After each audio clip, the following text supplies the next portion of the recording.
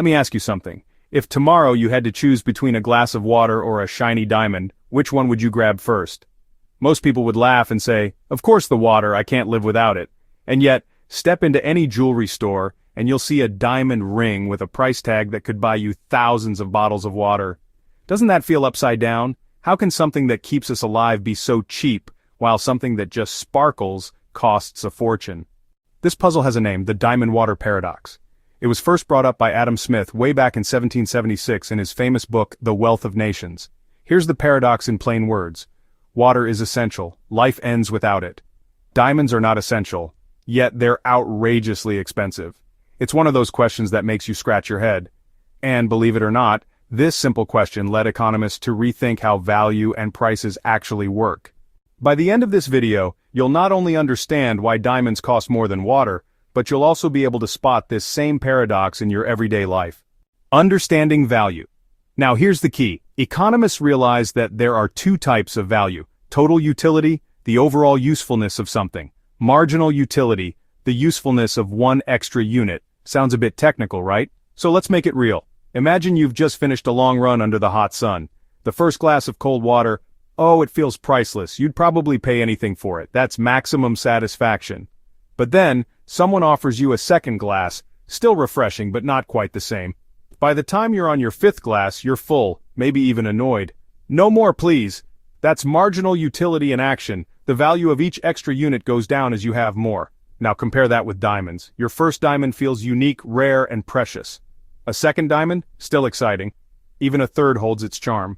Why? Because diamonds are scarce, and our brains love things that are hard to get. As William Stanley Jevons once said, value depends entirely upon utility. Utility varies with the quantity we have. The role of scarcity. Scarcity is the other half of the puzzle. Think about it. Water, at least in most parts of the world, is everywhere. Rivers, lakes, taps, even bottled in stores. It's abundant, and that abundance keeps its price low. Diamonds, on the other hand, are scarce. They're buried deep in the earth, costly to extract and carefully controlled by big mining companies. This rarity drives up their price. It's like this. If tomorrow morning diamonds rained from the sky the way water does, their value would collapse overnight. And if clean drinking water became as rare as diamonds, people would trade gold, houses, even diamonds themselves just for a single glass. Marginal utility and price economics has this principle called the law of diminishing marginal utility. Don't let the fancy name scare you. It's simple. The more you consume of something, the less satisfaction you get from each additional unit. Water is the perfect example. Drink too much and you lose the joy. That's why it stays cheap in the market.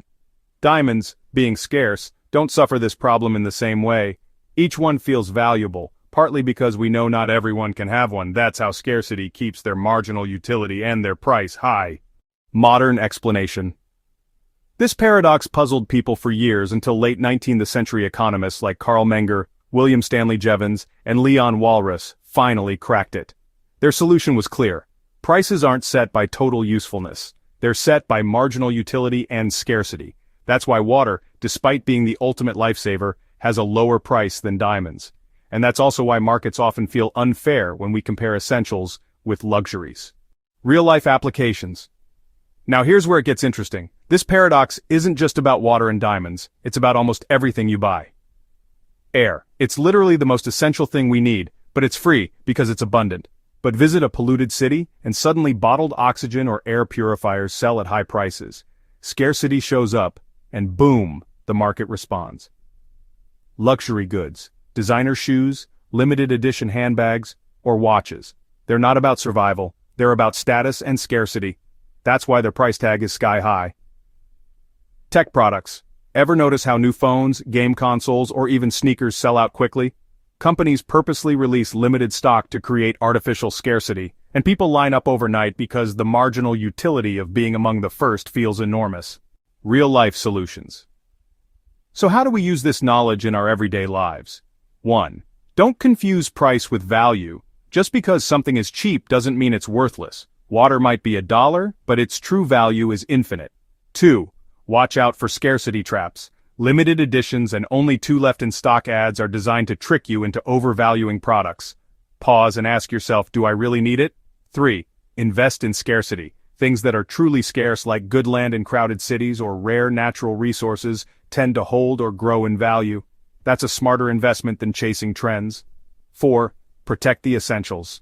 In a crisis, essentials like food, water, and medicine skyrocket in value. Building habits to save, conserve, and secure these things gives you real security. The diamond water paradox is more than just an old economics riddle. It's a mirror that shows how markets, and even our own choices, work. Price isn't about total usefulness. Price is about scarcity and marginal utility. So, the next time you sip on a $1 bottle of water while staring at a $10,000 diamond in a display case, you'll see it differently. You'll realize that behind every price tag there's a story about abundance, rarity, and human desire. As Albert Einstein beautifully put it, not everything that can be counted counts, and not everything that counts can be counted. Water gives us life, diamonds give us status, but wisdom comes from knowing the difference.